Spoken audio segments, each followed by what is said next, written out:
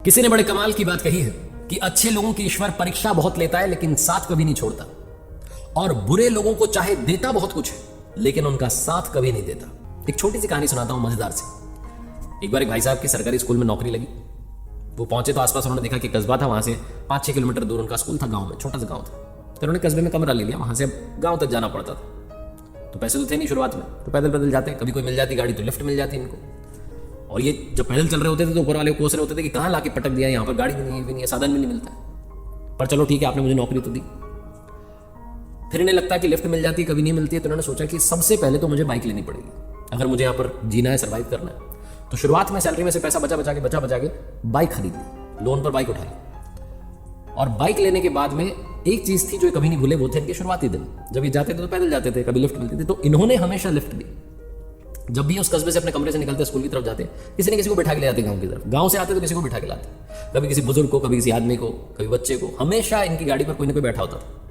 ये जो गाड़ी थी, ये हर कोई पहचान लग गया था कि भैया इनकी गाड़ी पर तो लिफ्ट मिल ही जाएगी। हमारे जो सर जी, एक दिन ये गाँव से निकले तो कोई इनके साथ में था नहीं, कस्बे के लिए जाने वाला। तो सोच रहे थे आज तो खाली जाना पड़ेगा, तभी एक आदमी दिखाई दिया। इन्होंने कहा वाह क्या बात है, आज भी गाड़ी पर कोई ना कोई बैठेगा। तो हमेशा की तरह इन्होंने बाइक रोक दी, उस आदमी को बैठा लिया। उसने कहा कस्बे तक छोड़ देना।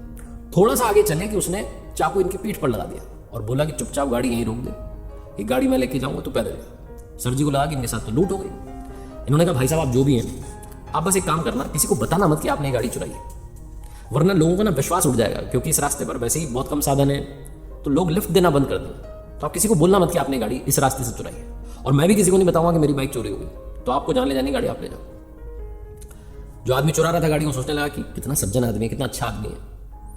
फिर उसने सोचा भैया मेरा भी तो पेट पालना है, मैं तो बाइक लेके उड़ जाऊंगा। तो बाइक लेकर फिर चक्कर हो गया।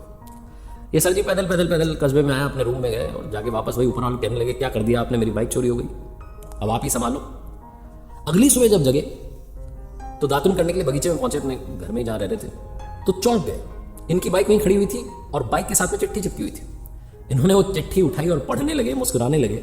वो चिट्ठी उसी चोर ने लिखी थी जो कि बाइक चुरा के ले गया था। उसमें लिखा हुआ था कि सर जी आपकी गाड़ी आप संभालो। ये गाड़ी है कि अमिताभ बच्चन है, हर कोई इसे पहचानता। मैं सबसे पहले से कबाड़ी के पास लेके गया तो उसने कहा सर जी की गाड़ी तुम क्या लेके कर रहे हो उसको। तो मैंने जैसे तैसे बहाना मार के वहां से जान बचाई। फिर मुझे भूख लग रही थी, मैं हलवाई के यहाँ गया कि चलो कुछ खा लेते हैं। तो उसने कहा रे सर जी की गाड़ी तू क्या कर रहा भाई से लेके। तो मैंने कहा उन्होंने सामान मंगवाया घर का, वहां से जान बचा के बहाना मार के निकला।